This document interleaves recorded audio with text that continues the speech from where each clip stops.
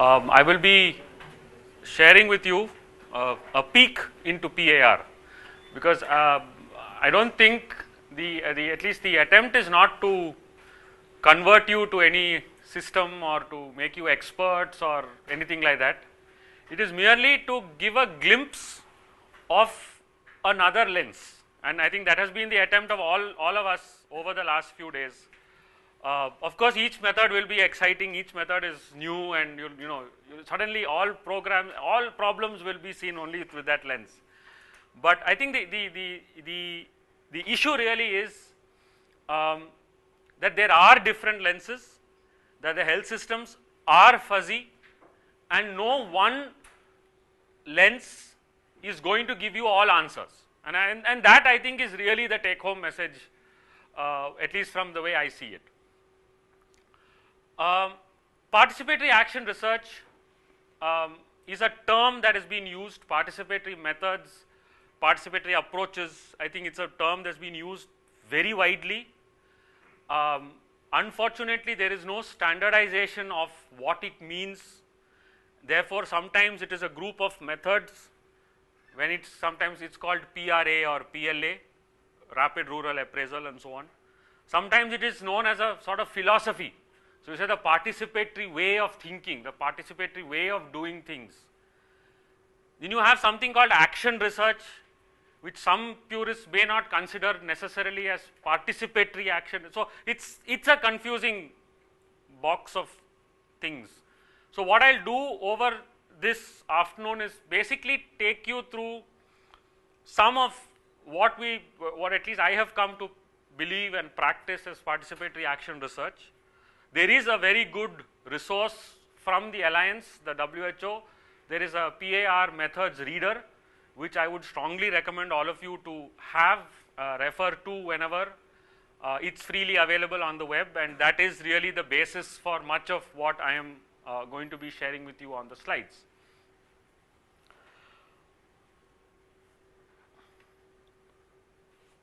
Now, when I was trying to get one definition or one slide in which I would bring in the participatory nature or participatory thinking, I couldn't find a better slide than this. And this is a poem by a famous poet, Bertolt Brecht. I think some of you at least I think would be familiar with his works. He is a famous German poet, and he wrote this poem, a worker's speech to a doctor, and in which he says, when we come to you, our rags are torn off us, and you listen all over our naked body as to the cause of our illness. One glance at our rags would tell you more. It is the same cause that wears out our bodies and our clothes. The pain in our shoulder comes, you say, from the damp, and this is also the reason for the stain on the wall of our flat. So tell us, where does the damp come from? Now, this is a very powerful poem, and it has many layers of meaning, and I am not going to attempt to explain the poem. I want you all to just feel the poem in terms of what it means for a patient to talk to the doctor, for what it means to turn that gaze, and the patient asks the doctor, you tell me where the damp comes from, and you are that doctor listening to that patient. And I think this is, to me at least, epitomizes the shift that we are attempting to realize, to experience in the participatory method. It's interesting that we started the course with the economic analysis and gradually moved on to policy, to realist, to ethnography, and are ending with the PAR in terms of the lenses. I don't know if that was a sort of design, but it's nice in a way, because many of the questions that you were left with in terms of fuzziness, in terms of, many of you are already beginning to say ki we need to get the implementer and the researcher, we have to look at them equally. Many of you use the word participatory already, you know, since yesterday evening, today morning also. So, in a way, I think this, we need to just see this as a rainbow of lenses, and the participatory method is really when we actually turn research questions on their head, and this whole change in the attitude of the researcher is what I want you to take from this poem, you know, and keep that as a starting point to go through this afternoon. What I'll do now is I'm going to show you a short film, and then as part of describing a participatory action process that I've been honored to be a part of. It's a fantastically inspiring process. I will show you a short film and then describe it in a little more detail. The film is based in Tamil Nadu. It's in a district called Kadalur, and there is a SIPCOT, which is a Small Industries Promotion Corporation of Tamil Nadu, SIPCOT. A group of 20 villages, fishing villages, and very illegally, right in the middle of those 20 villages, 21 chemical industries were set up by the government with no attempt at rehabilitating this group, or, I mean, there's a lot of land, other land available, but because it was strategically near both fresh water and sea water and the, you know, and everything else, the government set it up. And this was and I'm part of a group of people who are trying to support this community to make sense of what is happening. So, the small video clip is basically an interview with these communities. They are describing their situation, and we will just build on from there. So, I'm not going to put on a volume, it's all in Tamil, or do you want, I don't know whether we can do that, but anyway, okay. So just listen to, I mean, what you can see is, you can see this there. So, basically she is talking about the problems of the village.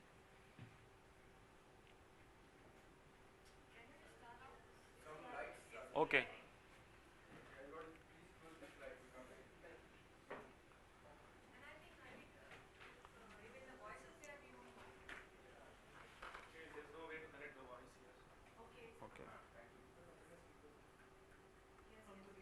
Yeah, yeah, sure.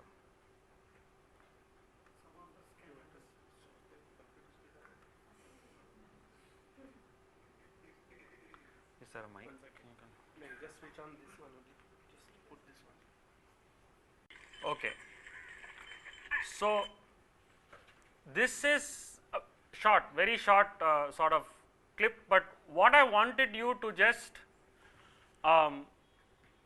take is that a group of researchers, group of activists who went and sat with this community, listened first to their voices, and one of the things that you would have noticed that came out in every sentence they talked about was the stink, okay, the stench, the severe stench. So, I mean, what we did then was, we started with the primary complaint that community had, and we said, okay, you're talking about a stink, tell us about it, okay. And what we realized after actually sitting with a number of groups of you know, of people, that this group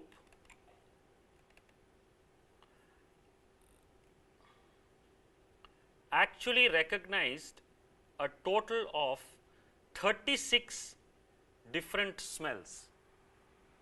We were able to document as a group that communities could differentiate 36. So, they talked about the smell of burnt rubber, they talked about the smell of chili powder, they talked about, you know, the smell of a hospital, human excreta, nail polish, phenyl, the smell of a public toilet, rotten eggs, rotten jackfruit, rotten milk, and so on. And what actually happened was that these communities were describing to us 36 different smells. We then asked the community, okay, where are these smells coming from, how often are they coming, and so on. And then the community actually then started mapping areas that these smells were coming from. There were a few technology geeks within the group. One of them was a chemical engineer, and you don't need to be a chemical engineer to say that rotten eggs is hydrogen sulfide.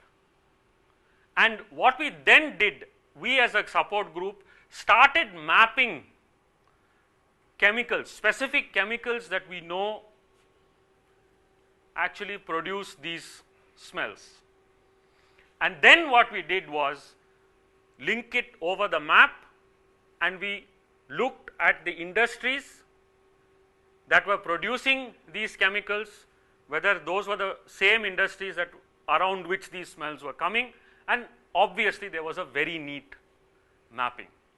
So in a very simple way, we were able to identify, using the community definitions, the community's knowledge, the community's pointing at the problems that they were facing, to be able to actually map out that we were smelling chemicals that were not supposed to be there in the air. Now, we didn't stop there, because the moment we went to the Pollution Control Board and says, you know, we are having the smell of rotten eggs, Pollution Control Board said, yeah, so what? I mean, a big deal.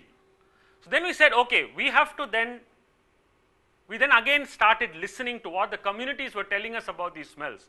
Some people were saying, and you remember the old lady who said, sometimes we had to get up from our sleep, you know, because it is so intense. So then what we did was we converted this into a simple index. So we said, okay, is yours out of 5, out of 5, how much do you rate your smell? And the community and with us, we sat down and evolved a simple tool. So 1 out of 5 means we can just smell it and we can get on with our daily work. 5 out of 5 means you have to close the door, close the window, or you develop, you know, severe symptoms. Then once we develop that, and this is like over a period of almost a year, okay? I'm just like saying it very quickly, but this took place, and you know, to go back, sit down, what do we do with this data? Then the community said, listen, that's fine, but we want to know, you know, where is it happening? How often is this happening? Because that's what the Pollution Control Board is asking us. So 5 community volunteers actually used to do what, and continue. Today you can still see it. There's a website, it's called sipcotkadalur.com. You can go to that place and you have videos, reports, and so on. So community members started patrolling the community throughout the day, and every time anyone recognized a smell, a stink suddenly coming, they would be called. These volunteers would go there, would record saying, now I can smell chikku and the magnitude is 3 by 5, you know. And then they started developing almost 283 episodes in the first 4-5 months of this recording. Okay, the next step that took place was, but is this smell that we are seeing, or that we are, smelling, is this abnormally high level? Is it above the threshold that's supposed to be there? And what we did was, we linked in with other environment movements in the world, and there is something called the Bucket Brigade. You can look that up on the web also. It's a very fascinating movement, a group of people, and it does very simple. It's a bucket brigade. It's a bucket, the usual, you know, ones we have in the bathroom, except that within the bucket, there's a lid of the bucket. Within the bucket, there is a Teflon plastic cover and a small little screw on which you know, so there's an inlet that you just have to burn through the lid of the bucket, and inside the bucket is your Teflon cover, and through a simple cycle pump you create a vacuum. You go to the place The moment you open the vacuum, air is sucked into that plastic cover, you close it, you send the bucket to, I think it's Columbia University or Indiana University that does it free for this group. So we actually, with a simple bucket and a cycle pump, we drew samples. We drew samples wherever we had 5 out of 5 reporting, and we realized that we actually were able to scientifically document chemicals like all of these chemicals, and finally did come up with a report. So that said, you had, for example, benzene. It was from a bucket sample outside Shasoon Chemicals based on aromatic odor which caused the following signs and symptoms. Now, this report was submitted to the Pollution Control Board, was submitted to all the sorts of companies and everything. Pollution Control Board said, these are all, villagers, what do they know? I mean, so some bucket you take and, you suddenly try to, so they said, okay. And this was like, by the time, about 2 to 2.5 years of work where communities were actually documenting every single smell episode, and each of those episodes were written up and sent in a registered post to the Pollution Control Board. So Pollution Control Board had a file this big already, and there was no action being taken. And then now we came up with these printed sheets from the United States with saying that they were chemicals. So then the Pollution Control Board actually set aside a bit of money for a scientific study, and we got the got NEERI, which is the National Environment Research Institute. So NEERI came, did a study, and then disappeared from the place for 4 years. After following up for 4 years, we finally put an RTI, got the NEERI report, and realized that the NEERI report was actually showing levels 4 to 5 times higher than what we had documented. And the NEERI report finally says that the risk for cancer for people living in this 20 villages is about 7 to 8 times higher than normal.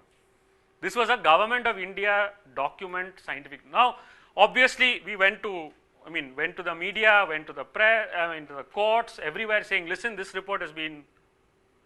So then the Tamil Nadu government, based on that report, cancelled banned the opening of any new industries. So they didn't do anything about the old industry. Jo hai so hai, we can't do anything about it.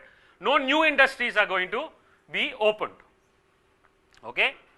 Now, immediately after that ban, they said no new industries in that area, but petrochemical industries 3 kilometers down the line were given permission.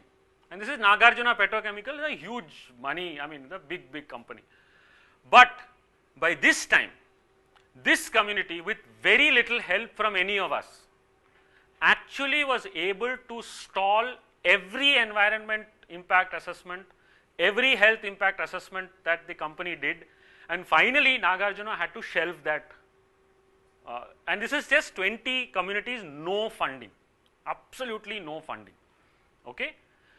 Then a ship breaking yard was given permission. Again, that was blocked.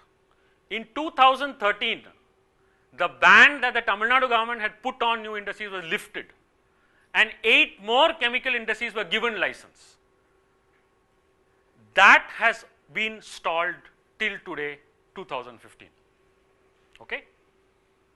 Now, to me, this whole episode of and I have sort of compressed into for 15 minutes what has taken place over about 10 years. But starting from the word Natham in Tamil, stink, the whole process has evolved into highly scientific research, okay, that was effective in actually blocking new industries, and not just any old industries. Powerful petrochemical industries, shipbreaking industries, and other industries from coming in to the community with very little help. The last 3-4 years, Many of us have not been even, I mean, in phone contact with them. They are on their own now. And whenever they want, I mean, this is like I get a call saying, Dr. Akhal, you know, we are doing a survey on cancer. Now, we have the questionnaire that is there with the government. Now, can you critique it? You know, so that's the level of empowerment that that community has, and drawing on me, you know, whenever needed. So, you know, boss, how is the work going on? Ah, everything is fine, doctor, thanks. You know, oh, we just, you know, chucked out Nagarjuna Day for yesterday. Well, you know, this has become business as usual. Now, the group of us who have done this work is not a group that suddenly evolved after the film. We made the film. So, and we are working with a number of such communities all over Tamil Nadu and all over India. There is a large group of communities that are growing, that work under what is known as the broad umbrella of CHESS, which is the Community Health Environment Survey Skillshare, which is a group of epidemiologists helping communities. So, this is the background to the group. One of the communities from Kadalur had come for a training, identified us as possible resource persons, asked us to come there, and we decided that the way we would want to take this whole process forward is through a participatory process. Now, I don't know whether at any point of time we sat down and said, okay, we are going to use the PAR method and we are not going to use a non-PAR, I mean, those, I don't know whether those were questions, but at least in many times in retrospect at least, and the values that drove our process and the whole process that came. So, okay, so that's the story of Kadalur. Okay, now what we will do is now to try and put together some of the your early thoughts on PAR and the sort of discussion that we've had on Kadalur, to pull together to try and see what are the core tenets of PAR, of participatory action research. Now, I think there is some confusion on PRA and PAR, and we will cross that bridge in a few minutes. But the core philosophy, the core tenets of PAR can be summarized in these 6 bullet points. And in summary, of course, it is participatory, and I think the essence of participatory is that it's not that everyone participates, but that everyone participates equally. Okay? Now, of course, when we say participate equally, you will definitely say, but you know, you are a doctor, you have special skills, can you expect the villager to have those same skills? I don't think in terms of participation as equals, it means that we have the same skills. The fact that we are sitting together is because we recognize we do not have the same skills. But even as much as I know I have technical knowledge, I know I don't have any local knowledge of time, space and person that the community can bring to me. Okay? So, the point is not that we are equally capable of all things, that is not the assumption, but in participatory we presume that we are all equally committed to solving the problem, and when it comes to taking a decision, it is not automatic that because I am the male doctor coming from the city that what I say will be taken on board. Yes, in technical issues, I will have the last say. Even as much as in strategic issues or actually timing the research, I will have the last say. So the question, sometimes we tend to romanticize कि participate में सब कुछ सब लोग करते हैं ना, it's not like that.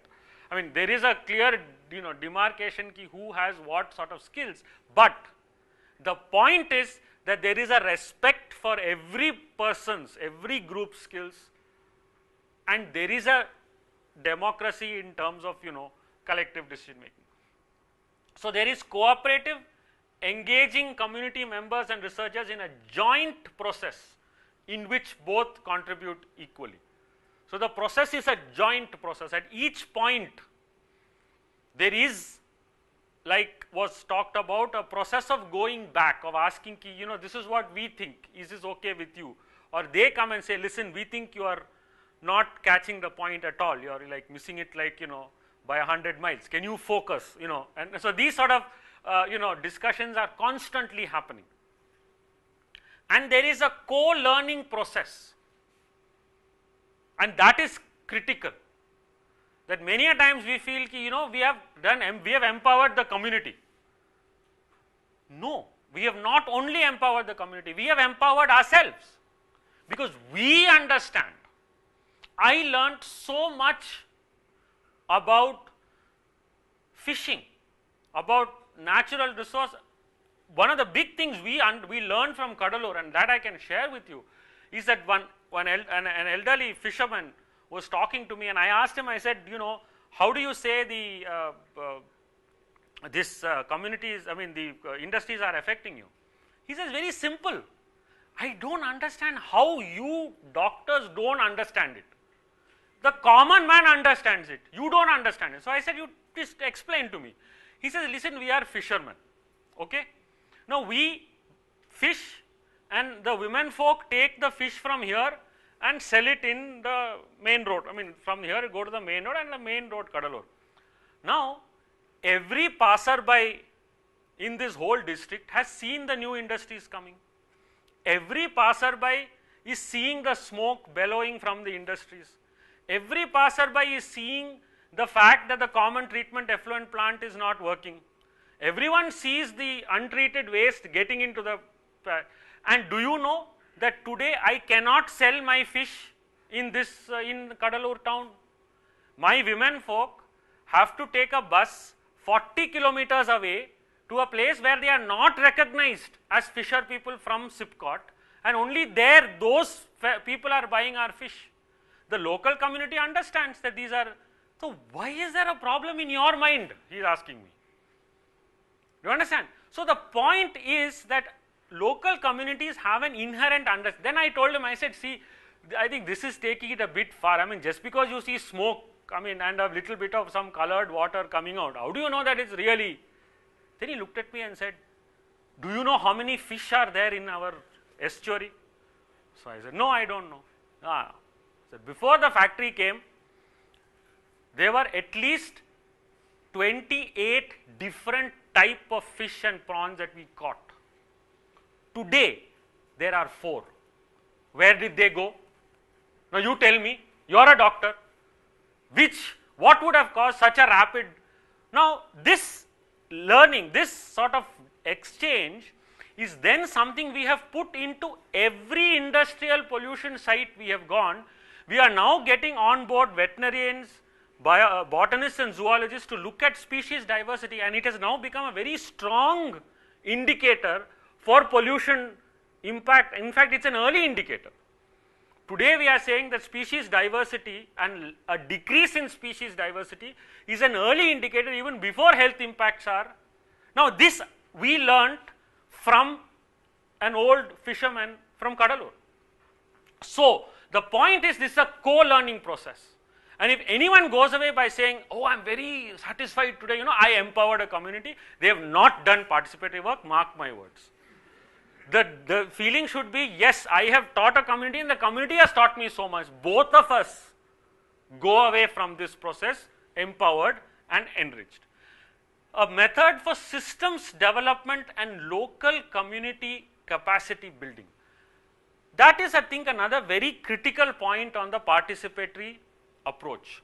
We are not doing a research project. So I go in, do a research project and come out. And on the way, a little bit of capacity building has taken place. No. What we are left with at the end of a participatory process is a system for problem solving. And we will get back to that again and again in participatory action research, that participatory action, and as one of you rightly said, action. So, in participatory action research, it's not enough that we are driven to solve a problem. We are committed to evolve a system of problem solving. I hope you get that difference.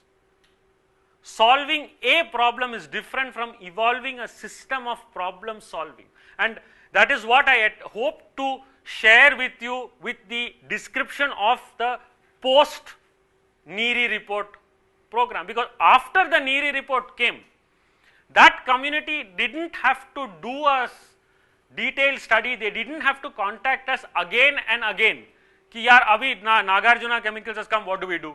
Now the ship breaking has come, what do we do? No, they had a system. They did their monitoring, they did their reports, and they knew whom to call. Yes, Rakhal, tell me what are the problems of ship breaking industry. So I gave them a FAQ, but it was not that you should do research now on what are the potential problems. No, the system was there. We didn't have to tell them any further ki aap Gram Sabha bula lo, you please discuss it in the Gram Sabha, go to your local MLA, go to the local press. Nahin, that was all automatically it's being done. So there is a system of problem solving that you leave.